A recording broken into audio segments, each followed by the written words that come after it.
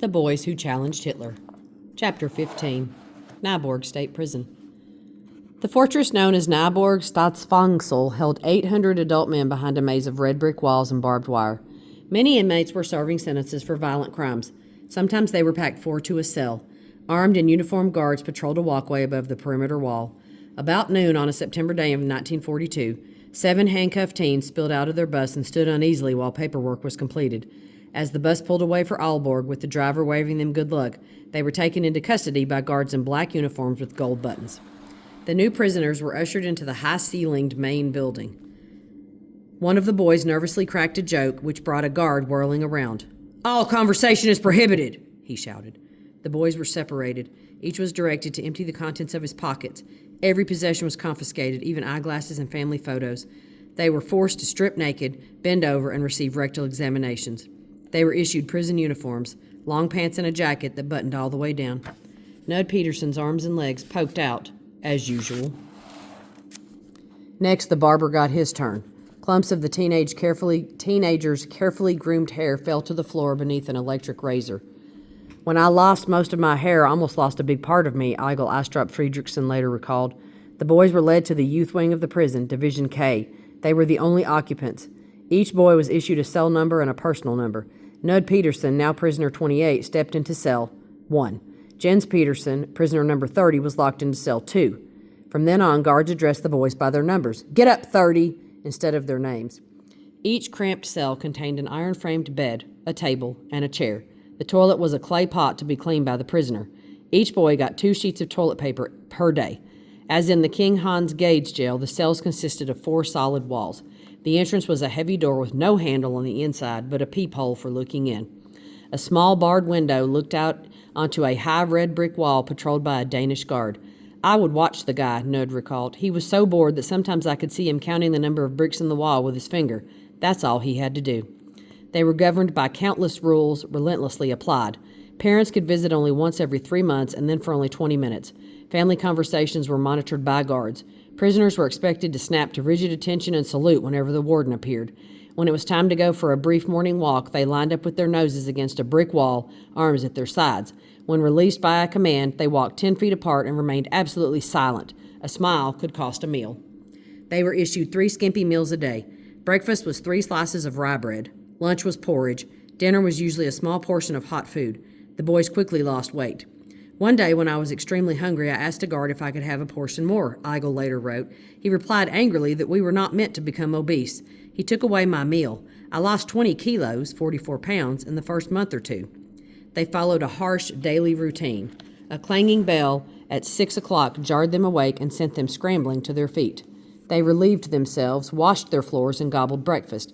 Work started at 7. They worked 10 hours a day in their cells, monotonously sorting mountains of postcards from the prison's print shop into bundles of 25. They continued working until 6 in the evening. Every 2 weeks, they got a hot shower. On Sundays, the boys were offered the opportunity to go to church. Back home, they had eagerly skipped Reverend Peterson's church services to practice shooting the machine gun in the monastery loft. But now, they jumped at any chance for a break from prison tedium. Each of the 7 boys sat alone in an enclosed booth. Each booth angled so that they could see the priest but not one another. Each boy reacted to imprisonment in his own way. Eigil struggled to stave off feelings of despair. "I missed my mates," he later wrote. "The loneliness was very great. In my thoughts, I convinced myself that I had done the right thing by taking part in the fight against the Germans. But in the many lonely hours came the doubt anyway, often very insidious. There was no one to talk to besides myself. The light in the cell was turned off at 9 p.m. Many times I lay in my bed and struggled with the temptation to give up, to take a razor blade and slit my wrist to stop the beating of my heart. It would not be discovered until 4 a.m., I told myself." By contrast, Ulf Darkett seemed to possess an inner cheerfulness, even in the darkest of circumstances. When the others would sit on their cots despondently, staring out their barred windows at the dingy snow, they could often hear Ulf singing his favorite song, which began, "There will be flowers in the window where my loved one will be living." Nud Peterson had no intention of taking his life, but he was far too angry to sing. Nud Peterson. "I did not adjust. I regarded the Danish jailers as German cooperators and traitors. I was in enemy land. I was punished again and again at Nyborg. Mostly they took away things. They took away my drawing materials and books from the prison library. For a month, they took away happy hour between 8 and 9 at night. The one time I could talk to my mates. Once, I threw a bucket of water onto a guard's backside when he wasn't looking. He never forgave me. I smashed my own pocket watch onto the prison floor. They repaired it and sacked me 5 work days. I was punished for keeping an unclean cell, for not obeying orders, for talking to my friends when ordered to shut up, and I was an easy target. I was too tall to hide behind anyone else. They tried to strip away your identity and play with your mind. There was one little guard, pudgy and red-faced, who really hated me. He would jingle his keys outside my cell. The sound would drive me crazy because I knew the person jingling them was free. He also had his spy hole in the door. I always had the feeling I was being watched. One night when I was in bed, I saw a mouse in my cell, illuminated by the moonbeam on the floor. It was just sitting there looking at me. I was terrified. I jumped up on the bed, screaming. Guards came running. When they realized what was going on, they doubled up in laughter. I yelled back, "You can laugh only because you have guns on you. You are safe." They slammed the door and gathered outside to watch my misery through their peephole. "That mouse is going to get you, 28," the chubby guard cackled. The mouse scuttled softly around the radiator pipes and seemed to try to settle in for the night. I heard every move it made. I wrapped my sheet around my head to block out the sound, but even that didn't work. The next morning, Oof came in, trapped the poor animal, and took it away. My obsession with Greta got worse. Now she was a goddess to me, occupying my thoughts and dreams. We were allowed to write only 1 letter home every 2 weeks, not exceeding 4 pages. Sometimes they were so heavily censored that almost every word was blacked out. I would use all 4 pages writing about Greta. My parents wanted to know about my health. I wanted a photograph of Greta. My sister would say that Greta sent her greetings. I wanted her photo. Finally, my worried family was able to obtain a photo of her. There she was, seated on the ground with 5 puppies. It was all I ever got. The boys hungered for news of the war, hoping the British were gaining ground against Germany. But during family visits, they were forbidden from discussing political events. Conversations were closely monitored by guards. The prison passed out a weekly newspaper entitled Near and Far Away that presented an upbeat Nazi version of the war, along with cheerful family stories and a page on sports. The boys read it over and over. Parents tried to report news, but little got past the guards who monitored their conversations. Still, information leaked in. One evening at bedtime, guards ordered the boys to take off their shoes and hand them out the door. What was this? It made no sense at all. The whispered explanation came during a family visit. Nud Hornbow and the Holberg brothers had remained in Aalborg, where they had shared the cell with the dummy escape bar that Alf and Jens had fashioned. At night, they had gone out for sabotage and had returned in the morning.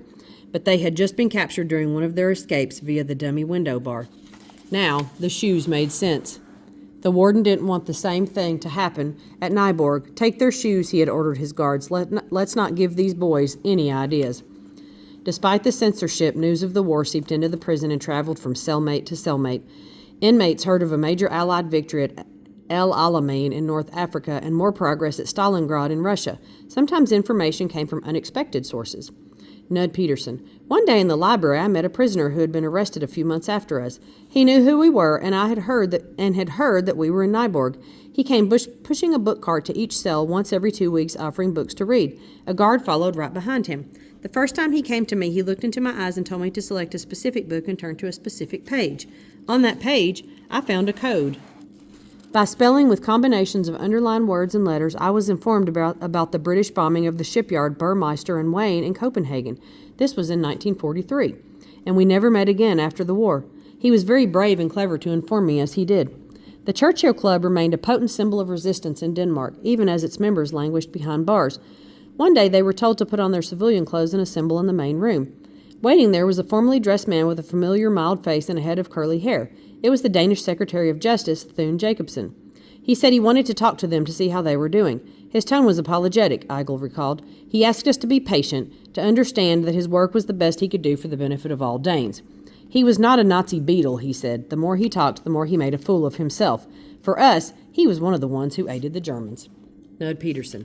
Thune was the worst kind of Nazi collaborator. He said our work had been useless because the British did not want Danes committing acts of sabotage against the Germans. But we knew it was a lie. The British had already organized a Danish sabotage force, and we knew it. He told us we should be grateful that we had good homes to return to, unlike most prisoners in the building. He made me sick. My letter to my parents the week after his visit was so full of spite for him that the guards returned it to me 3 times to rewrite it. Finally, I didn't send it at all. One night, a new batch of prisoners arrived at Nyborg. Word went from one cell window to the next. They were schoolboys from Aalborg. Their group was called Denmark's Freedom League. They had been inspired by us. Like us, they had been caught by the Danish police. They said there were many others out there and resistance was growing. That was the best news we got, the best sign of all. A prisoner sentence at Nyborg was divided into 3 stages. Stage 1 prisoners, the newest, had almost no privileges. Books borrowed from the prison library had to have a religious theme. Family members could write only 1 letter every 14 days. In Stage 2, things relaxed a bit.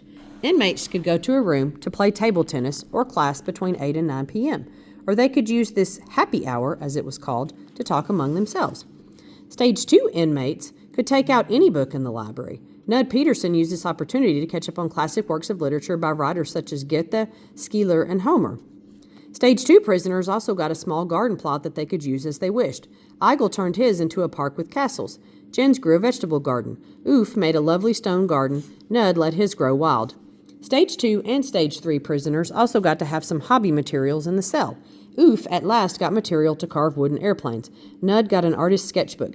He intended on drawing set designs for theater plays until he noticed a warning printed on the front page. Nud Peterson, a message in bold letters read, "You are not allowed to make drawings of naked women." I filled the entire sketchbook with naked girls, and when I got my porridge the next morning, I used it as glue and plastered all the walls in my cells with the drawings. This was my first art exhibition. There went all my hobby materials for the next 2 months. I was a terrible prisoner.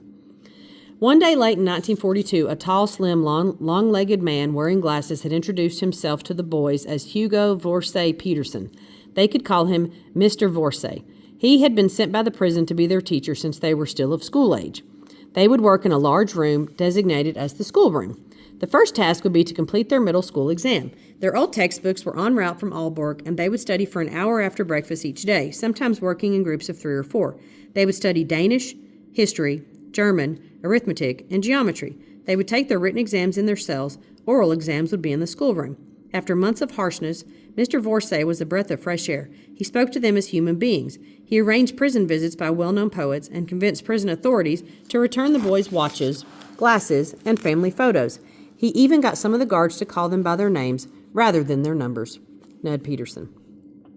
Mr. Vorsey encouraged my interest in art. He gave me many more art magazines than the regulations allowed. He read Heinrich Ibsen dramas to us on Sunday afternoons. He was a wonderful actor. He was especially kind to us at Christmas time, which meant a lot. It was the first Christmas any of us had been away from home. Memories of family and friends flooded back. I wanted to cry, but I had forgotten how. I finally discovered that by softly singing Christmas songs in my cell at night, I could make the tears flow down my cheeks. I sang every song I knew and wept the whole next day. Mr. Vorsey made sure we were treated specially on Christmas Eve, which is when we celebrated the holiday. We were summoned into the schoolroom and served a delicious pork steak and dessert. I decorated the room with a sculpture of a snow-covered hill. I drew a snow landscape on the chalkboard, too. We gobbled so much heavy food that night that they had to feed us fried herring on Christmas Day to absorb the fat. The whole day was wonderful. The day after that, while we were cleaning up, the chubby guard, who was my nemesis, watched me silently as I pushed my snow sculpture over to a far corner. Finally, he called across the room, "Take good care of that thing, 28. You're going to have to bring it back next Christmas." It was a cruel reminder that I still had more than a year to go at Nyborg. He didn't have to say that. The guards were robots. Soon after the new year, Mr. Vorsey saddened us boys by announcing he would be leaving Nyborg for a different assignment. In April 1943, Helg Milo and Mogens Thompson, the boys who had drawn the briefest sentences, were released from prison and taken home by their families. That left 5. 4 months later, in late August 1943, inmates rushed to their windows when they heard the roar of airplanes. Eigel wrote, "I watched a large group of Allied bombers fly past. It was glorious. Now the Germans will finally get what they deserve, I thought. 3 or 4 hours later, they flew back, but not so many of them." One day, German soldiers with rifles surged into the prison. In their cells, the boys could hear the clomp of heavy boots but could not see what was going on. Rumors flew from window to window along the Division K wing. Soldiers had come to fetch them to Germany. No, they were rounding up Danish citizens who kept weapons in their homes. That actually made sense. It had long been rumored that Germans stored confiscated weapons in the Nyborg prison's giant loft. After hours of anxious waiting, a guard came to Division K to inform them that the Danish rulers had defied orders and Germany had taken over the government. Danish authorities had refused to accept German occupation any longer. The protectorate was over. What the boys had heard from their cell windows were the sounds of Germans attacking the Danes at Nyborg Strand and Allied planes responding. "That's how I experienced August 29th, 1943, Eigel wrote. "At last our country stood up, and we behaved as Norwegians did." But what would it mean to the boys in the Nyborg prison? Would they now be sent by brutal Nazi masters to German prisons, or would their prison now be run by the Gestapo? As it turned out, the day's events changed Nyborg State Prison very little. Nud Peterson. The turning point for Denmark may have been August 29, 1943, but not much at all changed for us. The main difference I saw was that the Danish guard outside my cell window, the one who paced back and forth counting bricks in the wall, was replaced by a German with a helmet, a rifle, and a battle uniform. Soon he was counting bricks, just like the Dane. 3 weeks later, on September 18, 1943, Mogens Fellerup, the professor, and Egil Astrup Friedrichsen were released. Months later, Ulf Darkett, too, said his goodbyes, and the Churchill Club at Nyborg was down to the Peterson brothers. They were transferred to a different unit, nearer the adult prisoners.